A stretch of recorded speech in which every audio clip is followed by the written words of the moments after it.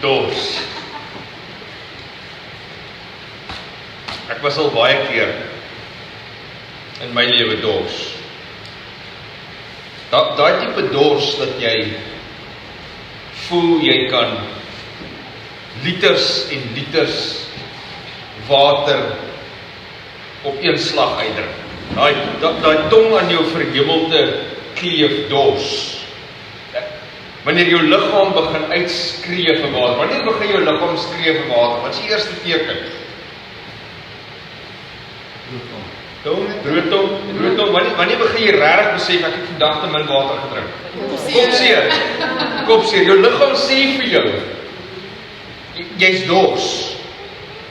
En ek was al baie dors, maar ek was nog nooit tot die dood toe dors nie. Ek het nog nooit myself in 'n situasie bevind waar ek besig is om te sterf van dehydrasie. Die slim geleerde mense sê dat ons liggame kan tussen 3 en 4 dae sonder water funksioneer voordat dit sal lei tot die dood toe.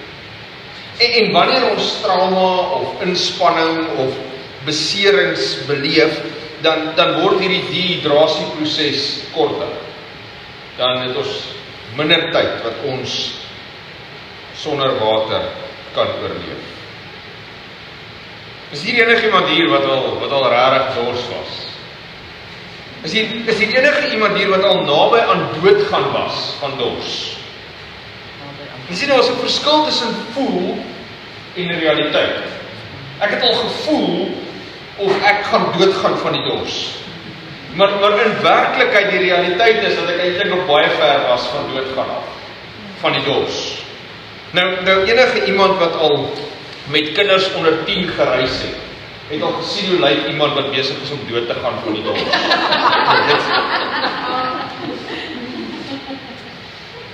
En daardie tipe dehydrasie wat 'n mens kan doodmaak, kan net op een manier omgedraai word. Daar's geen pilletjie nie, daar's geen inspuiting, daar's geen operasie wat 'n liggaam wat gedehidreer het, kan omdraai nie. Daar's net een oplossing, en dit is dat daar moet genoeg vloeistof met die regte elektrolytes ingeneem word.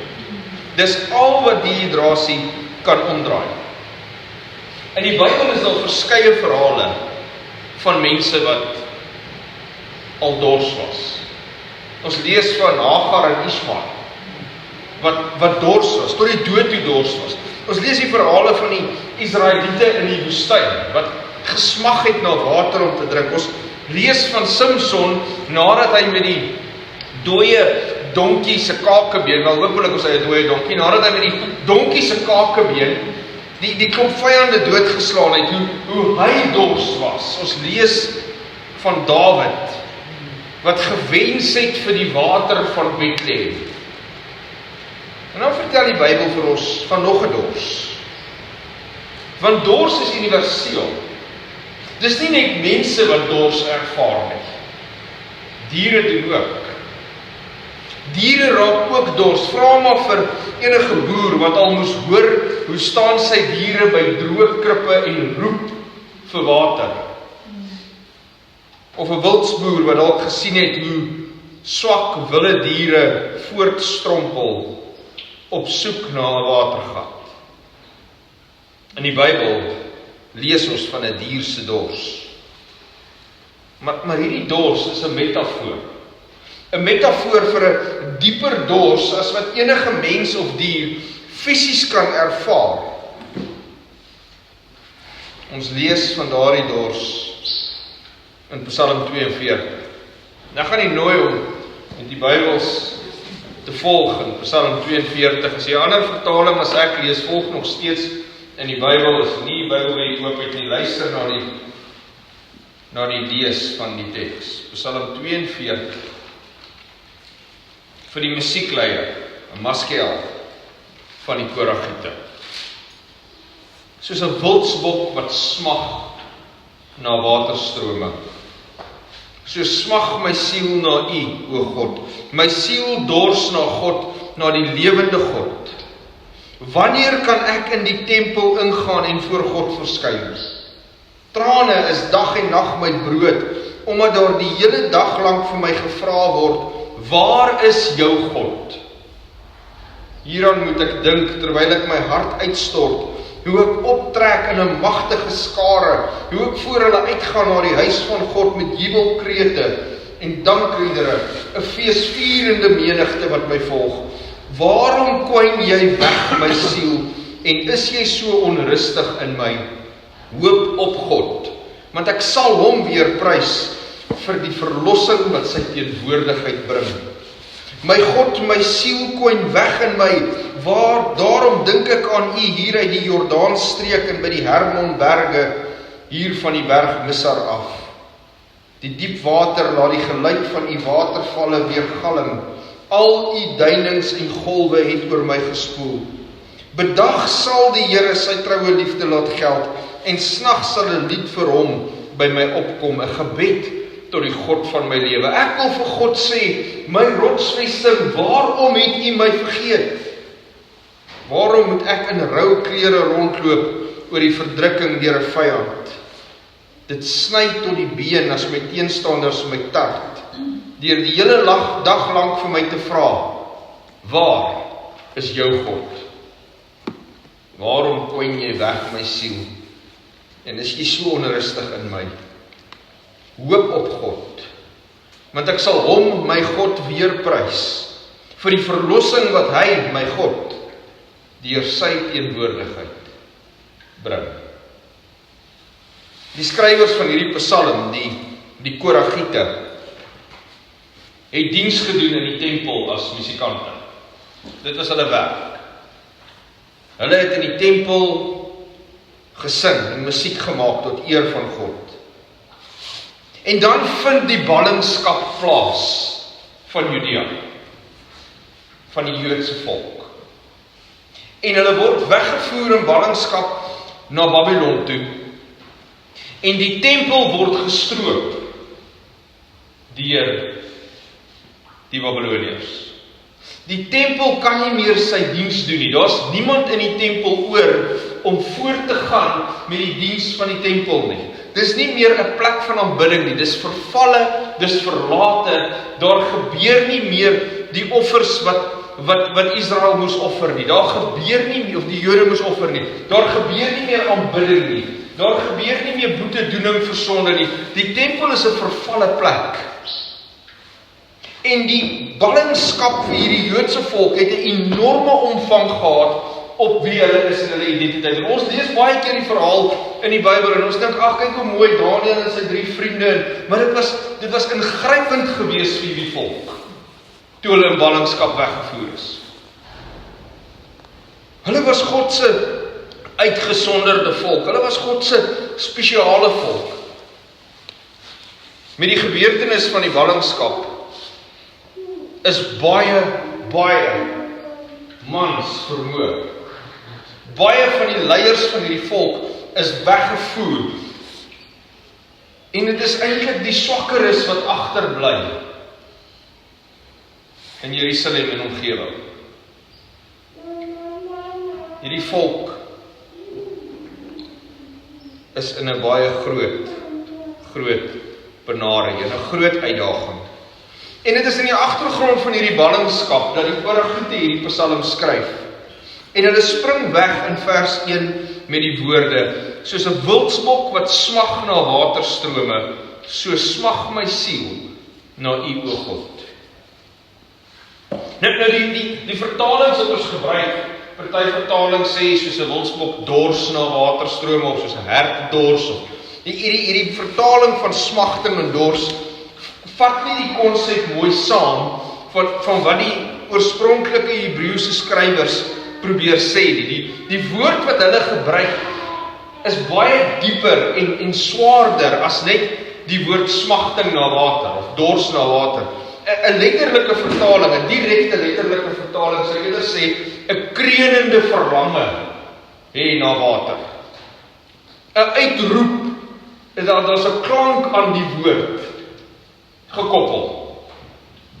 Die oorspronklike Hebreëse woord. Dis nie net 'n smagting of 'n wens of 'n dors, daar's 'n uitroep, daar's 'n klank aan die woord. Daar's 'n kreunende, 'n uitroep vir oorlewing. Dis so 'n groot behoefte wat deur hierdie woord gewys word, dat dit die een wat dit uitroep, laat in mekaar trek van behoefte. Hierdie is nie net 'n dors van ongemak nie. Dis nie maar net, ek het nou 'n paar uur laas 'n glas water gedrink en hierdie is 'n dors wat smag na oorlewing. Die dood is as te ware voor die deur vir hierdie wildsbok. As hy nie nou water kry nie, die smagting is so groot, gaan hy sterf. En hierdie metafoor is goed gepas vir die Joodse volk wanneer hulle hierdie psalm skryf, wanneer hulle hierdie lied skryf. Want hierdie volk word ook gejag. En hulle is gewond en hulle bevind hulle self in die woestyn sonder water. Daar's vir hulle geen lafenis nie. Die oorlewing lyk skraal. Hulle is in hierdie Babiloniese ballingskap. Hulle is verwoes, hulle is platgeslaan. En hulle is soos hierdie wildsbok angstig dors vir iets wat hulle nodig het. En wat is dit? Die Psalm bring dit uit, die Koragiete, wat eintlik maar namens die volk sing, namens die res van die Joodse volk sing, sê ons behoefte is aan God. Soos 'n wildsbok smag na waterstrome, so smag my siel na U, o God. Ons behoefte is na God. En hierdie tempelmusikante het hierdie besef van hulle groot behoefte om net weer in God se teenwoordigheid te kan wees, net weer daar te kan wees waar hulle God is, daar waar alles beter was, waar hulle 'n volk in eie reg was, waar hulle self kon regeer, waar hulle self beskikkend was, waar hulle nie onder die juk van 'n heidense volk moes funksioneer nie, waar hulle plek gehad het, hulle tempel, waar hulle God kon ontmoet. Dit is waarna die skrywers van die Psalm smag. Nie net verlang nie, nie net aan dink nie net mis nie, maar smag. Dit is vir hulle 'n saak van oorlewing, soos water vir hierdie wildsbok is. En die res van die Psalm echo hierdie godsverlatenheid, hierdie gevoel van godsverlatenheid. Die psalmskrywers praat van hulle siel wat dors is na God. Wanneer kan ons teruggaan na die tempel van ons God toe? Die psalmskrywers sê daar's trane is dag en nag my brood. Beteken dat brood, kos, is iets wat so deel van ons lewe is. Elke dag. Trane word so deel van hulle lewe, soos wat kos is. Hulle word uitgetart. Waar is jou God? Waar is jou God? 2 keer in die Psalm kom dit op dat ons word gevra, waar is jou God? Hulle sê, ons siel kwyn weg in ons is onrustig. Die psalmskrywers vra, waarom het U my vergeet? Dit sê, ons bene is verbrysel, ons word beledig. Maar dan tesame met dit, met hierdie gevoel van godsverlatenheid, hierdie gevoel van verslaandheid, hierdie gevoel van vernietiging, hierdie gevoel van geen meer hoop nie, geen meer toekoms nie, het die skrywers van hierdie Psalm nog steeds 'n geloofshoop waaraan hulle bly vasklou. En afhangende van die Psalm of van die vertaling wat jy lees, is dit of vers 5 of 6 en dan weer of vers 11 of 12. Waar hulle hierdie uitroep gee, waarom kwyn jy weg my siel en is jy onrustig in my? Hoop op God. Hou net aan hoop op God. Hoekom? Want ek sal hom weer prys vir die verlossing wat sy teenwoordigheid bring. Die psalmskrywers klou vas aan 2 redes vir hoop. Ten spyte van dit wat hierdie volk deurgaan in hierdie ballingskap, ten spyte daarvan dat hulle land vernietig is, dat hulle stad vernietig is, dat hulle tempel gestroop en vernietig is, ten spyte daarvan dat hulle plek vir aanbidding nie meer daar is nie, dat hulle plek waar hulle God se teenwoordigheid gevind het nie meer daar is daar nog 2 redes om te bly hoop. En dit is dat God verlos en dat God verlos deur sy teenwoordigheid. Daarin klou hulle vas. Dis God se teenwoordigheid en sy verlossing. En hierdie Psalm is as te ware 'n rou uitroep van geestelike behoefte. Ek geniet die Psalms verskriklik baie, want dit wys vir my dat God is nie bang vir hoe ek voel nie. God skraam nie weg van menslike emosies af nie. Die psalmskrywers word deur die Heilige Gees nog steeds geïnspireer. En hulle word toegelaat om hulle rou emosies op papier te sit, vir ons om te kan lees dat God nie bang is vir hoe ons voel. Die Psalm is 'n rou uitroep van geestelike behoefte. 'n vernietigde mens wat sukkel om sin te maak van hulle lewe. Dis 'n uitroep van depressie en angs en bekommernis. Dis die uitroep van seer en stikkindheid. En hierdie Psalm is gelaai met emosie en trane. Die Psalm roep 'n rou kreunende dorskreet uit. Waar is God? Waar is God? Die Psalm spreek tot die belewenis van gelowiges vandag. Want nog steeds word jy en ek gekonfronteer met dieselfde vraag. Waar is God? Waar is God as my geliefdes sterf? Waar is God as my verhoudings misluk? Waar is God as ek onregverdig behandel word?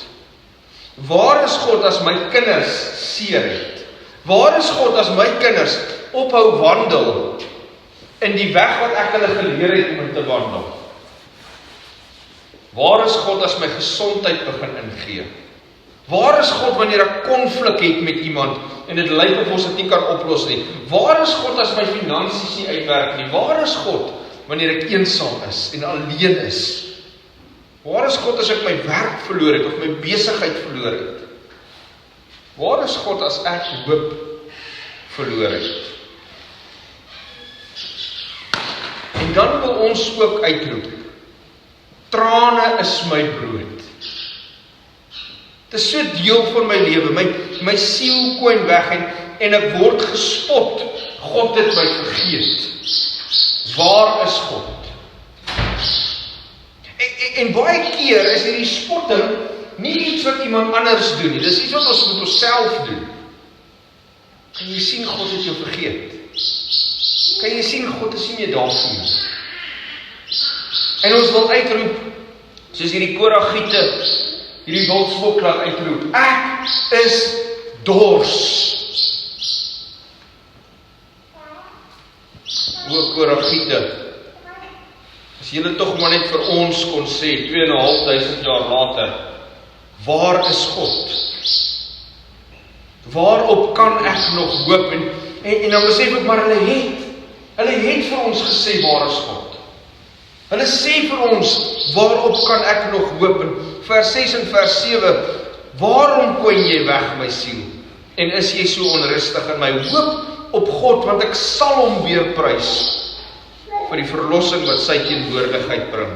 Die Koragiete sê vir ons, daar is nog steeds rede om te hoop, selfs wanneer ek Gods verlate voel, selfs wanneer ek vir my voel of ek alleen hierdie lewe moet gaan, selfs wanneer ek vir my voel of my lewe uit mekaar uitval, en of dit hoe dinge moet wees, nie gebeur nie, is daar nog rede vir hoop, en daardie 2 redes is, God red, en God is teenwoordig. Die ballingskap gaan uiteindelik verby. Die Joodse volk kry die geleentheid om terug te keer na hulle tuisland toe, om Jerusalem te gaan herbou, om die tempel te gaan herbou. Maar die dors na God se teenwoordigheid gaan nooit regtig weg vir hulle nie. Alhoewel hulle die tempel herstel, dien daar die tempel nooit weer dieselfde doel as wat dit voor die ballingskap gedien het. Want jy sien, van hier af word die tempel, die priesterambt, as te ware 'n politieke speelveld, wat al die ander volke wat oor die Joodse volk heers, misbruik en gebruik om seker te maak dat hulle die leiers in die Joodse volk in plek het wat hulle daar wil hê. En soos wat die Medo-Persiërs die Joodse volk regeer nadat die Babyloniërs nie meer doen nie, besluit die konings van Medo-Persië wie hulle by die tempel in beheer wil hê. Die Grieke kom in bewind van die bekende wêreld en doen maar presies dieselfde. Hulle manipuleer die Joodse tempelsisteem sodat hulle leiers wat hulle daar wil hê, kan in beheer wees van die hoofpriesterambt. En so ook om die Romeine. En hulle sien die geleentheid om die tempel te misbruik as 'n politieke speelveld sodat die Joodse volk onder hulle duim kan bly. En steeds roep hierdie volk uit, as iemand tog maar net die dors kon les. As ons tog maar net ergens bevry kon wees van dit wat ons onderdruk. En toe gebeur dit. Want ons een wat hierdie wêreld inkom, as God self teenwoordig, as Immanuel, God met ons, as God se verlosser, die Messias, en hy dring hierdie wêreld in, en dit is hy wat uitroep vir die vrou by die put, ek is die lewende water, kom drink by my. Dis hy wat uitroep as iemand dors het, laat hy kom en drink by my verniet. En hy kom om hierdie dors smagting van Gods verlatenheid te les. Hy is die hoop waarop die Koragiete gehoop het. Hy is die een wat hulle na gesmag het. Hy is die teenwoordigheid van God. Hy is die verlossing van God. En weet jy hoe doen hy dit? Hy doen dit nie deur 'n put tevoorskyn te bring in die woestyn soos hy vir Hagar en Ismael gemaak het. Hy doen dit nie deur 'n klip te laat slaan soos hy Moses laat doen het. Wel, nie heeltemal nie. Maar dat daar klip en water uit die klip uitkom vir die Israeliete nie. Hy doen dit nie deur water te laat opborrel uit 'n leeu holte soos hy vir Samson gedoen het nie. Hy doen dit ook nie deur 'n militêre sending wat water gaan haal, soos Dawid se manskappe vir hom gedoen het nie. Nee, hy doen dit deur uiteindelik self uit te roep, ek is dors. Terwyl hy aan 'n Romeinse kruis hang, stikkend geslaan, verniel en bang en verwerp en seer en gebreek en verlede. Jy sien die prentjies wat ons van 'n kruisiging sien, is prentjies wat ons vir onsself geskets het, sodat dit nie vir ons so verskriklik moet wees. Ons het die Christenkuns van 'n kruis begin doen. Weet, Jesus hang daar en hy het so 'n paar lyntjies bloed wat oor hom loop en sy liggaam is mooi toegemaak met 'n en dit is alles behalwe hoe 'n Romeinse kruisiging gelyk het. Dit was wreed en dit was bloedig en jy was opgeslaan teen die tyd wat jy by die kruis gekom het. En die persoon, die gewoonlik die misdadiger wat gekruisig is, was misvorm gewees en daar was niks meer oor van hom nie. En dan het hulle die grootste vernedering gedoen wat hulle kon doen, en dit is dat hulle jou kaal gekruisig het. En Jesus hang aan 'n kruis tot die grootste graad verneder voor sy eie ma. En hy roep uit, ek is dors.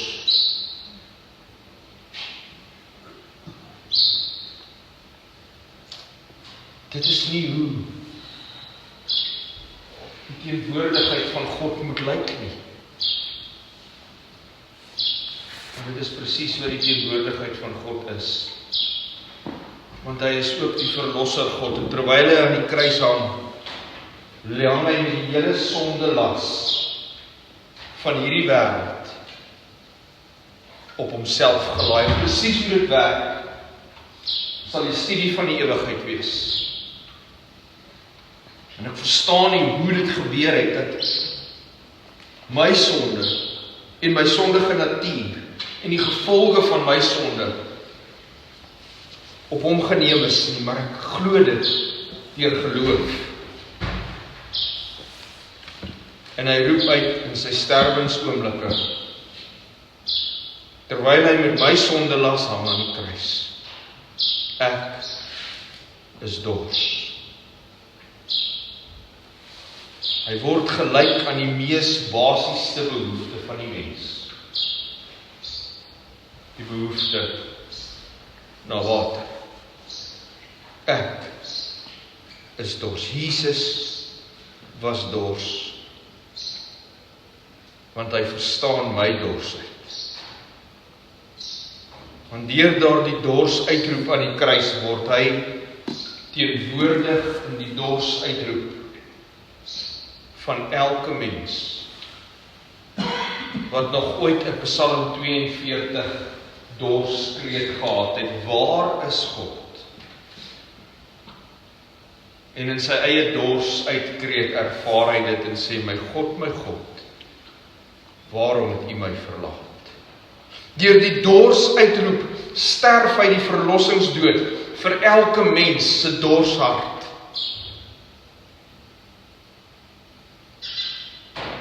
En ek weet nie hoe lyk jou dorshart vandag nie, wat jou laat smag na goddelike lafenis nie, wat jou laat verlate voel nie,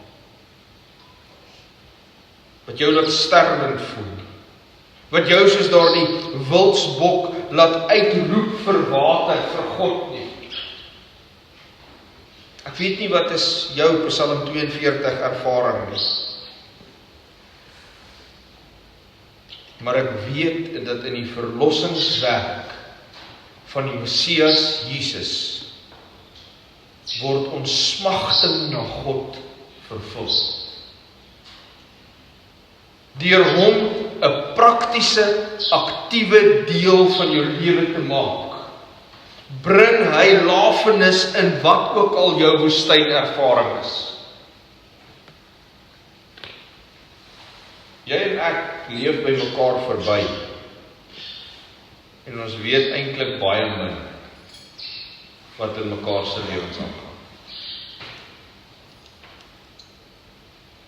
Ons ontmoet mekaar dorp, die plaas, by die kerk.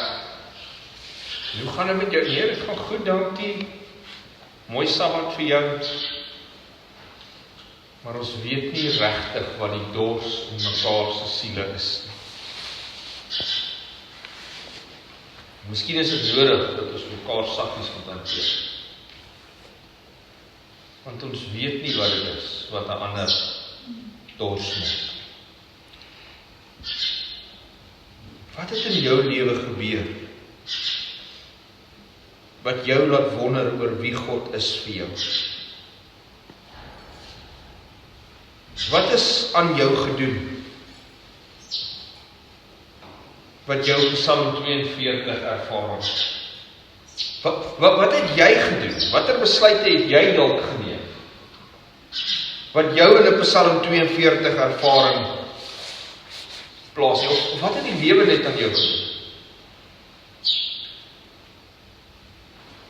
Ek is dors.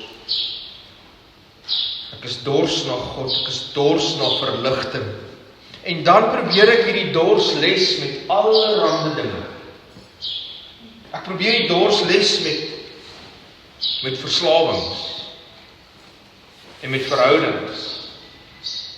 En ons probeer hierdie dors les met pornografie of met ons werke, ons beroepe.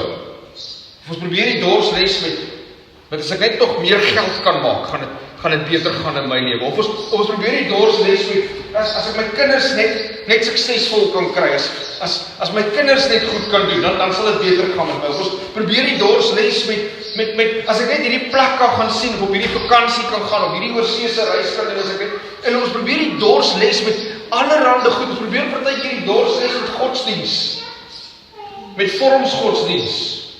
As ek net my godsdiens reg kan kry, dan sal hierdie dors weggaan.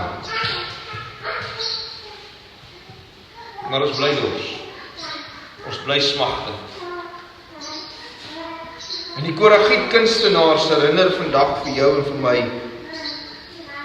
daar is een plek van hoop, wanneer ek dors is.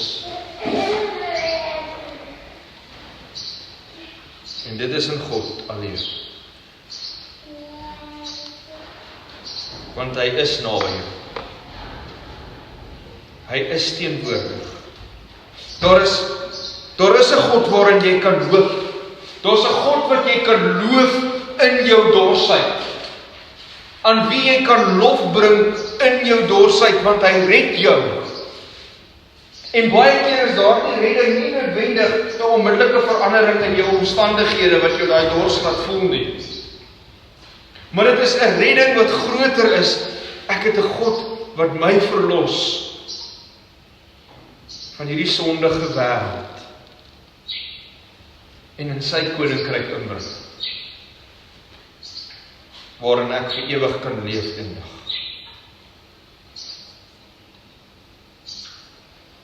En ek vind hoop in daardie God, want ek weet, hy weet wat ek deurgaan. My God is nie afsydig van my dors nie. My God staan nie een kant van my dors en sê, moenie bekommerd wees, ons gaan dit ergens oplos nie. My God weet wat ek deurgaan. Alles wat ek nog in my lewe beleef het, en alles wat ek nog sal beleef, as gevolg van die feit dat daar sonde op hierdie aarde is. Alles wat ek al verkeerd gedoen het, of alles wat al verkeerd aan my gedoen is, al die gevolge van sonde wat op hierdie aarde is, verstaan hy verstaan wat ek deurgaan. My hoop lê daarin, dat hy teenwoordig is, en dat hy verlossing bring, en ek weet hy verstaan, want hy het ook uitgeroep, ek is dors. My gebed vir elke een van ons, is dat ons in hierdie dorssmagting, wat hierdie wildsbok ervaar, hierdie toestand van sterwensdorsheid, ons dors sal gaan les, by die God, wat verlossing bring, deur sy teenwoordigheid. Amen.